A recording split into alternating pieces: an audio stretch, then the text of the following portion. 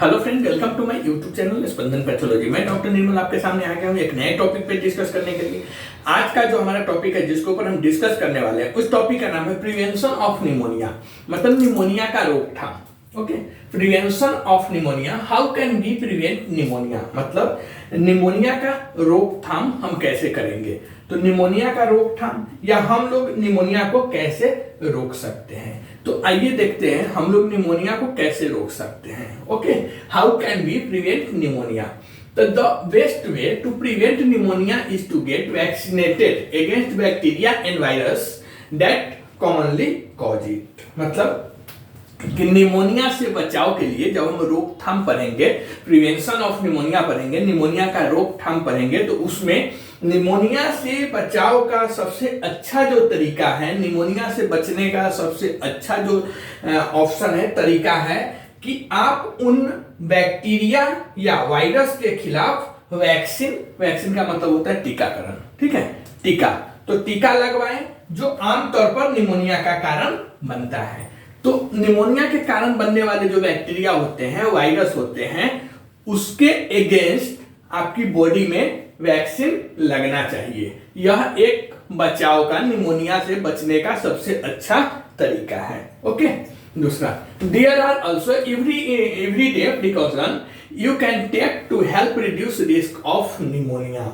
मतलब कि इसके अलावा आप हर रोज कुछ सावधानियां भी बरत सकते हैं जिससे निमोनिया के रिस्क को कम करने में मदद मिल सकती है। ओके, तो पहला क्या है, the best way to prevent pneumonia is to get vaccinated against bacteria and virus that commonly cause it. There are also everyday precaution you can take to help reduce risk of pneumonia. Third, vaccines for pneumonia. There are two types of vaccines that prevent pneumonia caused by pneumococcal bacteria.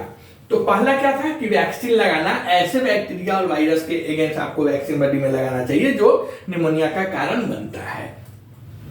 दूसरा, हमें ऐसे भी कुछ आदतें रखने चाहिए, सावधानी बरतनी चाहिए जिससे क्या हो कि हमें निमोनिया के रिस्क को कम करने में मदद मिलना चाहिए।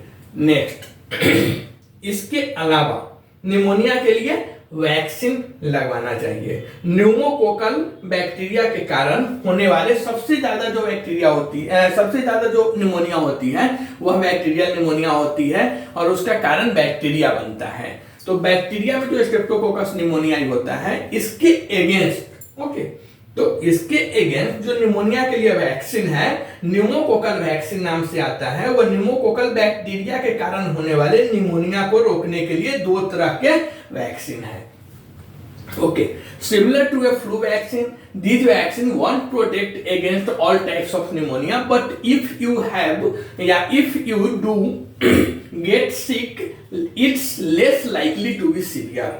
मतलब कि सबसे पहले तो आपने देखा कि न्यूमोकोकल बैक्टीरिया के कारण होने वाले निमोनिया को रोकने के लिए दो तरह के वैक्सीन मार्केट में ऑलरेडी अवेलेबल है। उसके बाद फ्लू वैक्सीन की तरह, फ्लू में जैसे इन्फ्लुएंजा वैक्सीन वगैरह आता है, तो ऐसे फ्लू वैक्सीन की तरह यह वैक्सीन भी जो होता है, इसका न्यूमोकोकल वैक्सीन, तो फ्लू वैक्सीन के तरह यह भी वैक्सीन जो होता है, यह वैक्सीन भी सभी तरह के निमोनिया से आपके बॉडी को सुरक्षा नहीं दे सकता है। ठीक है, कोई भी वैक्सीन होता है तो वह वैक्सीन का काम क्या होता है कि जो बीमारी होता है उसको पूर्ण, मतलब पूरी तरह से आपकी बॉडी को वह सुरक्षा प्रदान नहीं कर सकता है। क्यों? तो जैसे फ्लू वैक्सीन होता है, वैसे यहाँ पे न्यूमोकोकल वैक्सीन जो होता है निमोनिया के लिए, यह वैक्सीन भी आपको पूरी तरह से निमोनिया से सुरक्षा नहीं देगा। लेकिन अगर आप बीमार पड़ते हैं, अगर आपको निमोनिया होता है, तो ऐसे कंडीशन में अगर आप वैक्सीन लिए हुए हैं तो इसके गंभीर होने की जो चांसेस होती है, गंभीर होने की जो संभावना होती है, वह कम हो जाता है। जो सीवियर निमोनिया होने का चांसेस है वह नहीं होता है, वह बहुत कम होता है। तो वैक्सीन लेने का यही एक फायदा है। देखिए, वैक्सीन लेने के बाद ऐसा नहीं कि वह बीमारी आपको नहीं होगा, हो सकता है, लेकिन उसकी जो सीवियरिटी है, गंभीरता है, वह कम जाता है। उतना सीवियर आपके बॉडी में नहीं होगा जितना होना चाहिए था उसको, क्योंकि वैक्सीन लेने के बाद आपकी बॉडी उसके अगेंस्ट इम्यूनाइजेशन हो जाता है। इसके लिए वह सीवियरिटी जो होती है, जो बीमारी की जितना सीवियरिटी होती है नॉर्मल इंसान में, उतना नहीं होगा आप में, क्योंकि आप वैक्सीनेटेड पर्सन है। तो वैक्सीन का यही एक मेन काम है। तो फ्लू वैक्सीन की तरह जो न्यूमोकोकल वैक्सीन होता है, यह भी आपके बॉडी को निमोनिया से पूरी तरह सुरक्षा नहीं देगा, बट अगर आपको निमोनिया होता है, अगर आप बीमार पड़ते हैं, तो इसके गंभीर होने की, इसके सीवियर केस होने की संभावना बहुत कम जाती है। Other ways to reduce your risk of pneumonia, मतलब निमोनिया के रिस्क को, निमोनिया के चांस को कम करने के और भी तरीके हैं। क्या क्या तरीके हैं? तो पहला तो आपने देख लिया कि वैक्सीन। उसके बाद in addition to getting vaccinated you can reduce your risk of getting and spreading pneumonia with some healthy habits. मतलब इन वैक्सीन को आपको मालूम है टीका बोलते हैं, तो टीका लगवाने के बाद, टीका लगवाने के अलावा आप कुछ ऐसे हेल्दी आदतों को अपनाकर निमोनिया होने और फैलने से उसके जो रिस्क है उसको कम कर सकते हैं। ओके, तो बहुत सारे ऐसी आदत हैं, हेल्दी आदत है, जिसको अगर आप अपने लाइफ में अपनाते हैं तो उसके वजह से भी निमोनिया होने और फैलने के रिस्क को आप कम कर सकते हैं। जैसे पहला, quit smoking and avoid second hand smoke. Quit smoking and avoid second hand smoke. इसका मतलब क्या होता है? तो देखिए, क्विट स्मोकिंग, तो ये तो आपके लिए हुआ कि धूम्रपान छोड़ देना चाहिए। मतलब आपको स्मोकिंग, जो सिगरेट, बीड़ी और क्या बोलते हैं तंबाकू वाले जो प्रोडक्ट्स होते हैं, यह सब जो आप यूज करते हैं, उसको बंद कर देना चाहिए। तो क्विट स्मोकिंग मतलब धूम्रपान आपको खुद छोड़ देना चाहिए। और avoid second hand smoke. Second hand smoke का मतलब है यहाँ पे कि दूसरों के धूम्रपान से भी बचना चाहिए। आपको ऐसे जगह पे बहुत कम जाना चाहिए या बहुत कम बैठना चाहिए जहां पे लोग हुक्का पी रहे हैं, या बहुत सारे बैठ के जो गांजा वाजा जो पीते हैं गांव साइड में, 10-20 पब्लिक एक साथ बैठे रहते हैं वहां पे। चाय, मोस्टली ये लोग चाय के दुकान में बैठते हैं। चाय का जो दुकान होता है ना, यहाँ पे गांव साइड के चाय के दुकान में बैठते हैं, सुबह सुबह गांजा वाजा पीते हैं। तो वहां पे बहुत ऐसे लोग रहते हैं जिसको चाय पीना रहता है, लेकिन वह चाय पीने के लिए जब वहां पे बैठते हैं, तो जो गधेरी लोग रहते हैं, गांजा उजा पीते हैं, वह क्या, जब अपने पीते हैं और उसमें से जो धुआं निकालते हैं, तो वह जो नॉर्मल इंसान बैठा हुआ है, तो वह नॉर्मल इंसान भी अपने नाक के थ्रू उस धुआं को थोड़ा इनहेल कर लेता है। तो ऐसे जो होता है उसी को हम बोलते हैं सेकेंड हैंड धुआं, सेकेंड हैंड स्मोकिंग। तो पहले तो हमको स्मोकिंग छोड़ना चाहिए, और दूसरा कि सेकेंड हैंड स्मोक से ही बचना चाहिए। सेकेंड हैंड स्मोक का मतलब है कि दूसरों के धूम्रपान से बचना चाहिए। हमें वैसी जगह पे कम बैठना चाहिए जहां पे लोग धूम्रपान ज्यादा करते हैं। Next, smoking damages your lungs and makes you more likely to get an infection. मतलब कि धूम्रपान की वजह से आपके लंग्स में, आपके फेफड़ा को नुकसान पहुंच सकता है, नुकसान होता है। Wash your hands with soap and water before eating, before handling food and after using the restroom. मतलब कि आपको संक्रमण होने की संभावना अधिक कब हो जाएगी? जब धूम्रपान से, तो आप जानते हैं कि धूम्रपान को छोड़ देना चाहिए, धूम्रपान छोड़ देना चाहिए। दूसरा, सेकेंड हैंड धुआं जो होते हैं, मतलब दूसरों के धूम्रपान से भी बचना चाहिए। उसके बाद धूम्रपान की वजह से आपके लंग्स को नुकसान पहुंचता है और आपको संक्रमण होने की चांसेस ज्यादा अधिक हो जाती है। ठीक है, धूम्रपान की वजह से क्या होता है, आपको निमोनिया होने की चांसेस ज्यादा अधिक हो जाती है। उसके बाद खाने से पहले, आप कुछ खा रहे हैं उससे पहले, या किसी को खाना दे रहे हैं, सर्व कर रहे हैं, तो बस खाना को छूने से पहले, और बाथरूम का यूज इस्तेमाल करने के बाद, अगर आप वॉशरूम जा रहे हैं, आ रहे हैं, तो आने के बाद क्या करना चाहिए, अपने हाथ को साबुन और पानी से धोना चाहिए। ओके, तो wash your hand with soap and water before eating, before handling food and after using the bathroom या रेस्ट रूम। मतलब आपको खाने से पहले, खाना छूने से पहले और बाथरूम का यूज करने के बाद अपने हाथ को पानी और साबुन से धोना चाहिए। उसके बाद if soap is not available use an alcohol based hand sanitiser. अगर साबुन उपलब्ध नहीं है, साबुन आपके पास नहीं हो, तो अल्कोहल बेस्ड हैंड सैनिटाइजर का यूज कर सकते हैं। हैंड सैनिटाइजर क्या होता है, यह आप लोगों को बहुत अच्छा से मालूम है। कोरोना ने सबको पता कर दिया है कि सैनिटाइजर, मास्क या ग्लोव्स यह सब क्या होता है।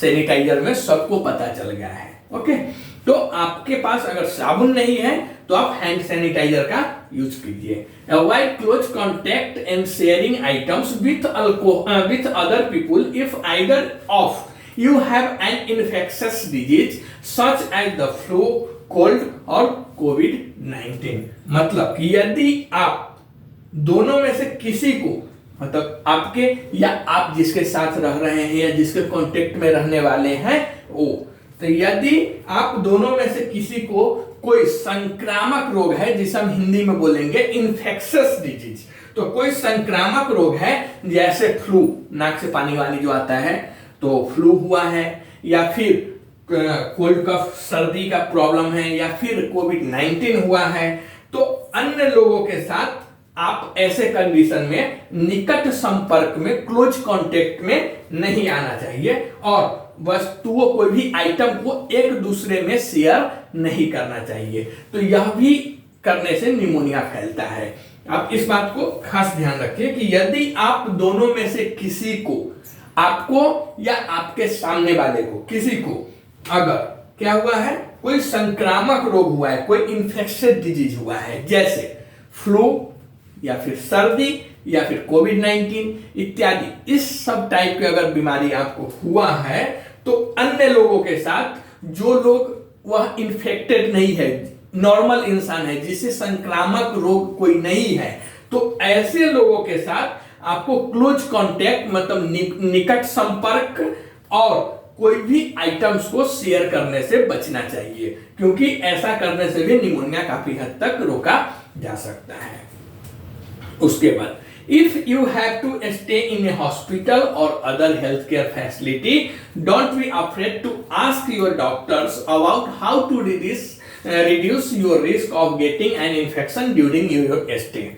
ओके, मतलब कि यदि आप किसी हॉस्पिटल या हेल्थ केयर फैसिलिटी में रहते हैं या आपको किसी कारणवश रहना पड़ रहा है, ठीक है, तो यदि आपको किसी हॉस्पिटल या अदर हेल्थ केयर फैसिलिटी में रहना है तो इस बात का ध्यान रखें कि आपके रहने के दौरान संक्रमण होने के रिस्क को कैसे कम किया जा सके। आप सिंपल समझिए कि अगर आपके कोई रिलेटिव हॉस्पिटल में एडमिट है, उसके साथ आपको हॉस्पिटल में रहना है, या आपको ही कुछ हुआ हॉस्पिटल में रहना है, तो आपको पूरा केयरफुली के साथ रहना चाहिए। मोस्टली आप जब ऐसे कंडीशन में है कि आपके कोई रिलेटिव है या कोई है जिसके वजह से आपको हॉस्पिटल में रुकना पड़ता है, बहुत आप तो देखेंगे कि बहुत बार तो ऐसा होता है कि एक रिलेटिव एडमिट रहता है, उसको देखने के लिए 5 जन पूरा रात रुकते हैं। तो देखिए ऐसा नहीं है। तो ऐसे कंडीशन में अगर आपको हॉस्पिटल में रुकना पड़ रहा है तो आप इस बात का खास ध्यान रखिए कि जो संक्रामक डिजीज है, इन्फेक्शियस डिजीज है, जिसमें निमोनिया वगैरह आती है, उससे कैसे बचा जा सके, उसको जो रिस्क है उसको कैसे कम करें। जैसे मास्क लगाना, हाथ को कोई भी चीज को ऐसे छूना नहीं, हॉस्पिटल की जैसे फर्श हुई या हॉस्पिटल का वॉल हुआ, हॉस्पिटल का मेज हुआ, ये सब या बेड हुआ, ये सबको बिना मतलब के छूना जो बोलते हैं, टच करना हुआ नहीं करना चाहिए। हाथ को बार बार धोना चाहिए, मुंह में मास्क यूज करना चाहिए। तो यह सब करके भी आप काफी हद तक बच सकते हैं। Okay, next, eat healthy diet, exercise and get enough rest. मतलब कि स्वस्थ आहार ले, हेल्दी डाइट मतलब भरपूर, हेल्दी जो होता है ना वह ईट हेल्दी डाइट मतलब स्वस्थ आहार ले, एक्सरसाइज करें मतलब व्यायाम करें और पर्याप्त आराम करें। एक्सरसाइज के साथ साथ आपको इनफ रेस्ट मतलब जितना रेस्ट चाहिए बॉडी को उतना रेस्ट करना चाहिए। Get treated for any other infections और healthy conditions you may have these conditions could weaken your immune system which could increase your chance of pneumonia. मतलब get treated for any other infections or health conditions. You may have these conditions could weaken your immune system which could increase your chance of pneumonia. मतलब कि यदि आपको कोई अन्य संक्रमण या स्वास्थ्य समस्या है, जैसे आपको कोई अलग पहले से कोई बीमारी है या फिर पहले से आपकी समस्या, आपकी जो इम्यून सिस्टम है बहुत कमजोर है, तो ऐसे कंडीशन में उसका इलाज करवाना चाहिए। अगर पहले से आपको कोई बीमारी है, संक्रमण रोग है, संक्रामक डिजीज है, तो उसका आपको उस समस्या का हल करवाना चाहिए, मतलब उस बीमारी का इलाज करवाना चाहिए। नहीं तो आपकी प्रतिरक्षा प्रणाली, इम्यून सिस्टम उसकी वजह से बहुत कमजोर हो जाएगी, और फिर अगर आपकी इम्यून सिस्टम कमजोर हो जाती है तो निमोनिया होने का चांस आपको ज्यादा हो जाता है, निमोनिया होने का खतरा आपको अधिक हो जाता है। उसके बाद अवॉइड एक्सेसिव अल्कोहल कंजप्शन, मतलब कि अत्यधिक शराब के यूज करने से, अत्यधिक शराब पीने से आपको बचना चाहिए। तो यह सब अगर आप प्रिकॉशन करते हैं, ये प्रिकॉशन आप यूज करते हैं, तो आपको निमोनिया से काफी हद तक बचा जा सकता है। प्रिवेंशन ऑफ निमोनिया में यही है कि प्रिकॉशन कैसे कैसे हमें करना है, क्या सब करना है। आप कमेंट करके बताइए ये वीडियो आपको कैसा लगा। अगर यह वीडियो आपको अच्छा लगता है तो हमारे चैनल को प्लीज सब्सक्राइब कीजिए, लाइक कीजिए, शेयर कीजिए। मिलते हैं एक नए वीडियो में, तब तक के लिए थैंक यू।